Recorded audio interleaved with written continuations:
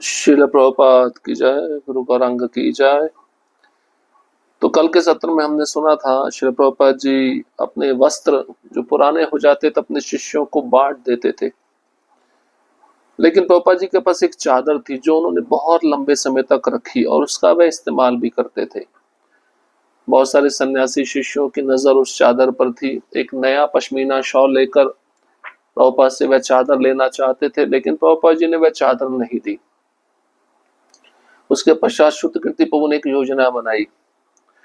उन्होंने दिल्ली से एक वैसा ही चादर मंगवाया और प्रभुपाद जी को कहा कि नया चादर आप लीजिए, वह जो चादर आप यूज कर रहे हैं वह बहुत पुराना हो गया है। तो प्रभुपाद जी समझ गए कि शुद्ध कीर्ति प्रभु के हृदय में क्या है। प्रभुपाद जी ने पूछ लिया, क्या तुमको वह चादर चाहिए? तो शुद्ध कीर्ति प्रभु बोले, हाँ मुझे वो चादर चाहिए। प्रभुपाद जी ने कहा, ठीक है, तुम वह चादर ले सकते हो। उस चादर को ओढ़कर शुद्ध कीर्ति प्रभु को ऐसा लगता था कि उन्होंने माया पे विजय प्राप्त कर ली है।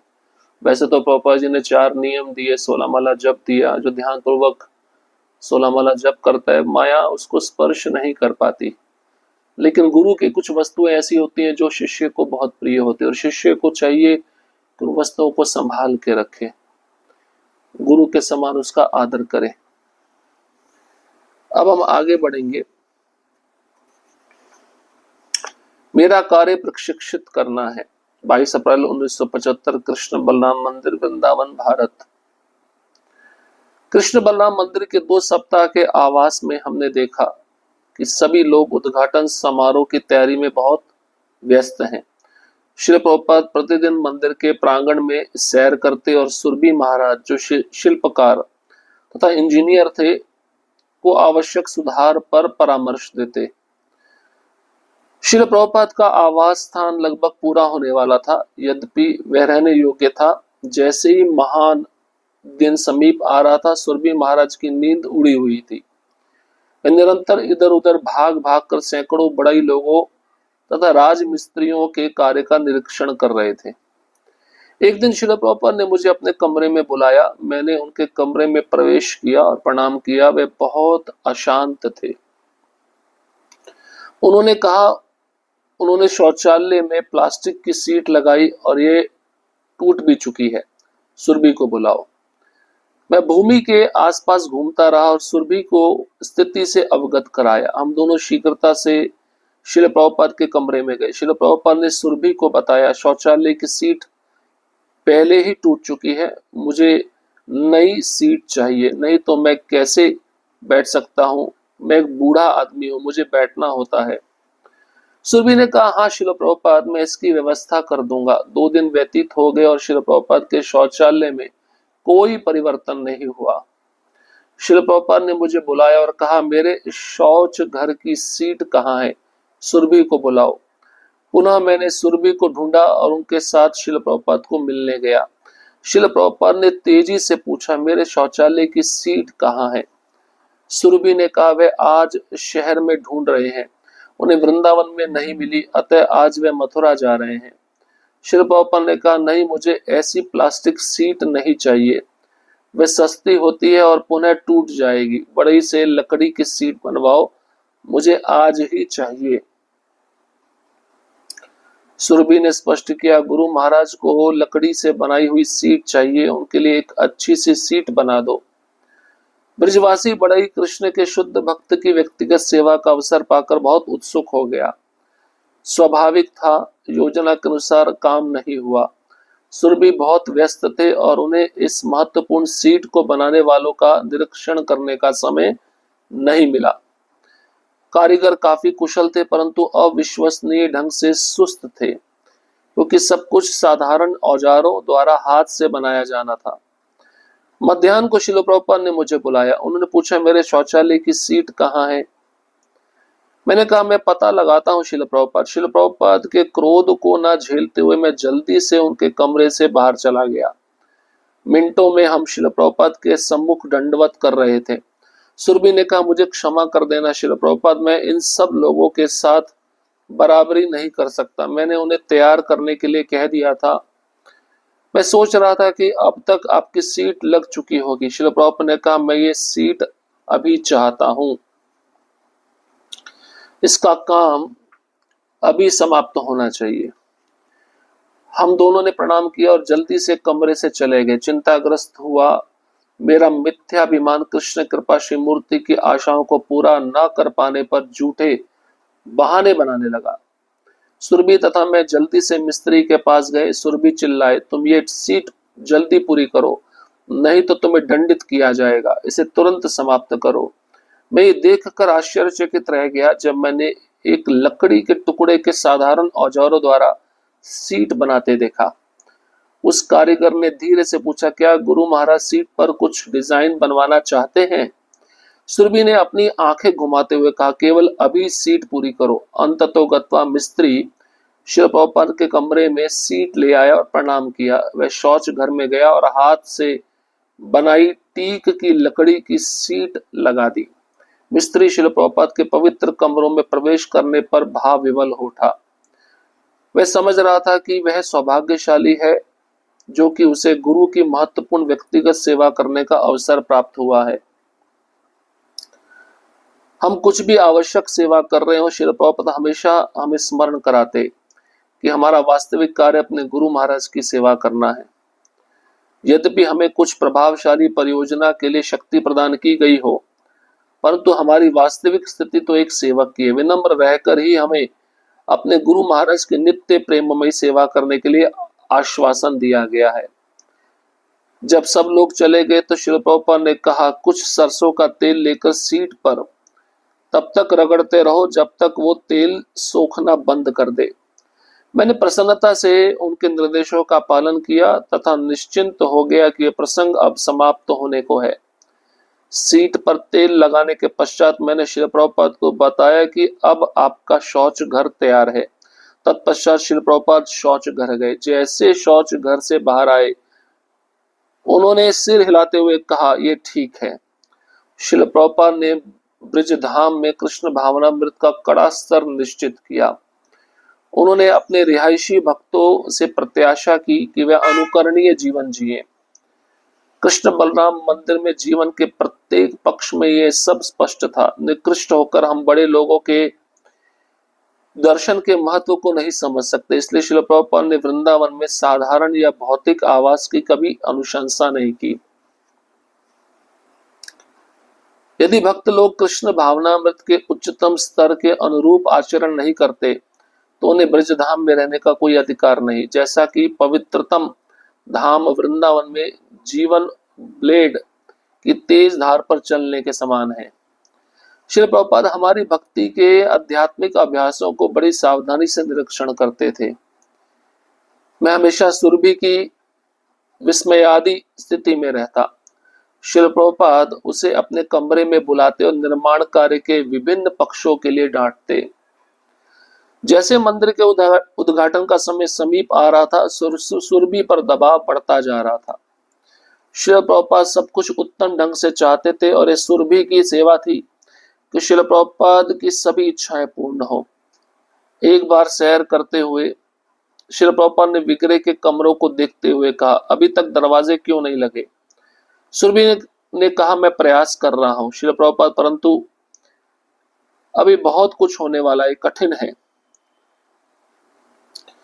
श्री प्रभुपाद ने उत्तर दिया, कोई बात नहीं, तुम्हें यह पूरा कराना है। ये कारीगर तुम्हें धोखा दे रहे हैं, तुम उनके काबू में मत आओ। तुम्हें इन सब वस्तुओं से ऊपर रहना है और दृढ़ हो जाओ कि सब कुछ हो जाए।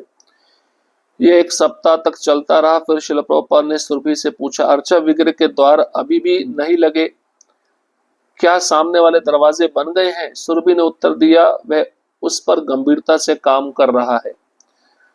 श्री कृष्ण की अनुकंपा से मंदिर के उद्घाटन के कुछ दिन पूर्व ही सब कुछ इकट्ठा होने लगा।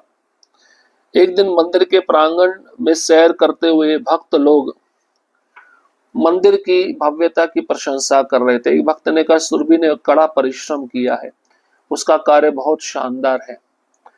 श्रील प्रभुपाद ने हंसते हुए कहा, हाँ, प्रत्येक व्यक्ति कह रहा है सुरभि ने बहुत अच्छा कार्य किया है, परंतु मैं ये कहकर उसकी आलोचना करता रहा, तुम इतना धीरे कार्य क्यों कर रहे हो? प्रत्येक व्यक्ति उसकी प्रशंसा कर रहा है, परंतु मेरा कार्य उसको निर्देश देना है, इसलिए सारा समय मैं उसकी निंदा करता रहा।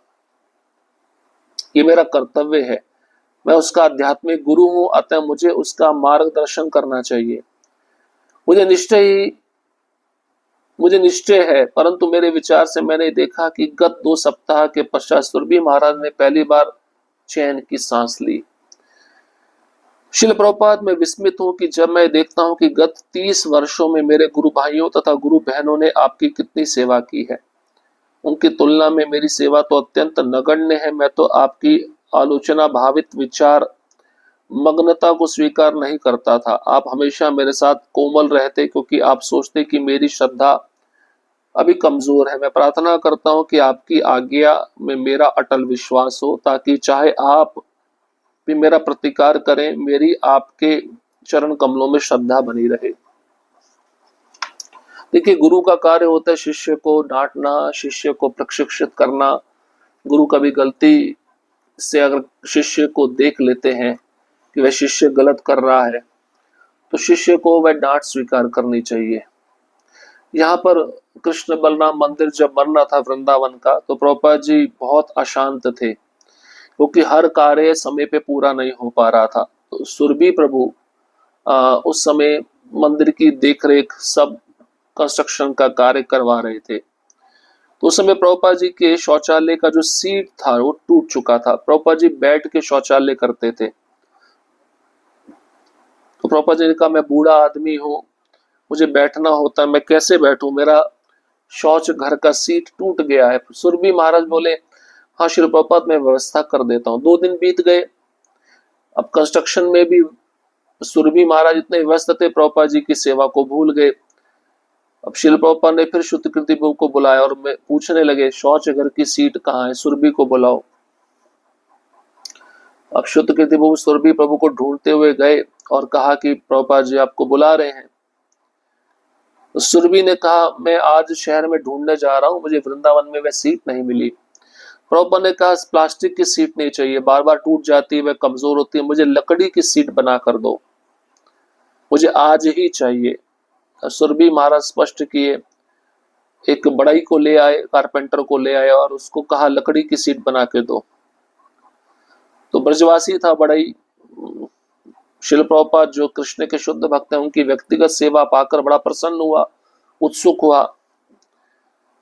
अब स्वाभाविक था, योजना के अनुसार काम नहीं हुआ और सुरभि भी व्यस्त थे और महत्वपूर्ण सीट जो बनने वाली थी उसका निरीक्षण करने का समय सुरभि महाराज को नहीं मिला। सुरभि महाराज देख ही नहीं पाए उस बड़े ने सीट कैसे बनाई है। कारीगर कुशल थे लेकिन सुस्त थे, आलसी थे। अब कुछ साधारण औजारों से जब लकड़ी का सीट बनाया गया और मध्याह्न के समय, दोपहर के समय, फिर शिल प्रभुपाद ने शुद्धकीर्ति प्रभु को बुलाया और कहा, मेरे शौचालय की सीट कहाँ है। तो शुद्धकीर्ति प्रभु कहते, मैं पता लगाता हूँ। प्रभुपाद जी क्रोध में थे, क्रोध को ना झेलते हुए जल्दी से शुद्धकीर्ति प्रभु प्रभुपाद जी के कमरे से बाहर आ गए। अब शुद्धकीर्ति प्रभु को लगा ज्यादा समय प्रभुपाद जी के कमरे में रहा तो गुस्सा मुझे झेलना पड़ेगा। तो कुछ ही मिनटों में शिल प्रभुपाद के सम्मुख सुरभि महाराज आ गए, शुद्धकीर्ति प्रभु आ गए, दोनों दंडवत प्रणाम किया। सुरभि ने कहा, मुझे क्षमा कर दीजिए प्रभुपाद जी, मैं आपकी बराबरी नहीं कर सकता। मैंने बड़ाई को आपकी सीट तैयार करने के लिए बोला था, मुझे ऐसा लगा अब तक बड़ाई आपकी सीट लगा चुका होगा। प्रभुपाद ने कहा, मेरी सीट मैं अभी चाहता हूं, उसका काम अभी कभी समाप्त होना चाहिए। दोनों प्रभुपाद जी को प्रणाम किए, कमरे से बाहर चले गए। अब सुरभि चिल्लाए, किस पर? उस बड़ाई पर, उस कारपेंटर पर। तुम सीट अभी कभी जल्दी पूरा करो, नहीं करोगे तो तुमको दंड मिलेगा, इसे तुरंत समाप्त करो। इस कारीगर ने धीरे से पूछा, क्या गुरु महाराज सीट पर कुछ डिजाइन बनवाना चाहते हैं? सुरभि ने अपनी आंखें घुमाते हुए कहा, केवल अभी कभी सीट पूरी करो, उस सीट पर कोई डिजाइन नहीं चाहिए। अब मिस्त्री वह शिल प्रभुपाद के कमरे में सीट ले आया, प्रणाम किया, शौच घर में गया और टीक की लकड़ी की सीट जो उसने लगा दी। शिल प्रभुपाद के पवित्र कमरे को देखकर वह भाव विवल हो उठा। कारपेंटर बड़ई, उसको ऐसा लगा कि मैं कितना सौभाग्यशाली हूं कि मुझे गुरु की महत्वपूर्ण व्यक्तिगत सेवा करने का अवसर मिला। और प्रभुपाद जी हमेशा हमें स्मरण कराते थे कि हमारा वास्तविक कार्य, हमारी वास्तविक सेवा गुरु की सेवा करना है। जब सब चले गए, प्रभुपाद ने कहा उस सरसों का तेल लेके और सीट पर रगड़ते रहो जब तक वो सीट उस तेल को सोख ना ले। तो शुद्ध कृति प्रभु प्रसन्नता पूर्वक उस सेवा को करने लगे। और प्रभुपाद जी जब शौच घर में गए, बाहर आए तो सिर हिलाते हुए कहा उन्होंने सब ठीक है। तो प्रभुपाद जी एक स्टैंडर्ड रखना चाहते थे, वृंदावन धाम में कैसे रहा जाता है। तो कृष्ण बलराम मंदिर में जीवन के प्रत्येक पक्ष में ये सब स्पष्ट था। निकृष्ट होकर हम बड़े लोगों के दर्शन के महत्व को नहीं समझ सकते थे। हम छोटे होकर बड़े भक्त जो है उनका दर्शन, उसके महत्व को समझ नहीं पा रहे थे। श्रील प्रभुपाद जी हमेशा कहते थे वृंदावन में जैसा भी सुविधा मिले वैसे रहना चाहिए और भौतिक आवास की कभी प्रशंसा नहीं करनी चाहिए। और श्रील प्रभुपाद जी कहते थे वृंदावन धाम में रहना जीवन ब्लेड की तेज धार पर चलने के समान है। इसलिए वृंदावन धाम में रहते तो हमारी चेतना शुद्ध होनी चाहिए, किसी प्रकार का प्रजल्प नहीं, किसी प्रकार के वहां के धामवासी के प्रति कोई अपराध नहीं होना चाहिए। अपराध करेंगे तो क्या होगा, हम वृंदावन धाम से बाहर कर दिए जाएंगे। अब एक दिन प्रभुपाद जी सैर करते हुए विग्रह के कमरों को देख रहे थे। मंदिर का कंस्ट्रक्शन चल रहा था। प्रभुपाद जी ने पूछा विग्रह के जो दरवाजे अभी तक लगे नहीं। सुरभि महाराज कहने लगे मैं प्रयास कर रहा हूं, अभी बहुत कुछ होने वाला है, ये कठिन है। श्री प्रभुपाद ने उत्तर दिया कोई बात नहीं, तुम्हें यह पूरा कराना है। ये कारीगर तुम्हें धोखा दे रहे हैं। प्रभुपाद जी जान जाते थे, उनके वश में मत आओ, उनके काबू में मत आओ, इन वस्तुओं से ऊपर रहो, दृढ़ होकर सब कार्य ठीक से करवाओ। एक हफ्ते के बाद प्रभुपाद ने सुरभि महाराज से फिर पूछा अर्चा विग्रह के द्वार अभी भी नहीं लगे, क्या सामने वाले दरवाजे बन गए? सुरभि महाराज ने उत्तर दिया उस पर वह गंभीरता से काम चल रहा है और श्री कृष्ण की कृपा से मंदिर के उद्घाटन के कुछ दिन पहले ही सामान इकट्ठा होने लगा। अब एक दिन मंदिर के प्रांगण में प्रभुपाद जी सैर कर रहे थे तो भक्त लोग प्रभुपाद जी को कह रहे थे मंदिर का कंस्ट्रक्शन देखकर सुरभि ने बहुत मेहनत की है, बहुत अच्छा कार्य किया है। प्रभुपाद जी हंसते हुए बोले हाँ प्रत्येक व्यक्ति कह रहा है सुरभि ने बहुत अच्छा कार्य किया, परंतु मैं ये कहकर उसकी आलोचना करता रहा, इतना धीरे कार्य क्यों चल रहा है?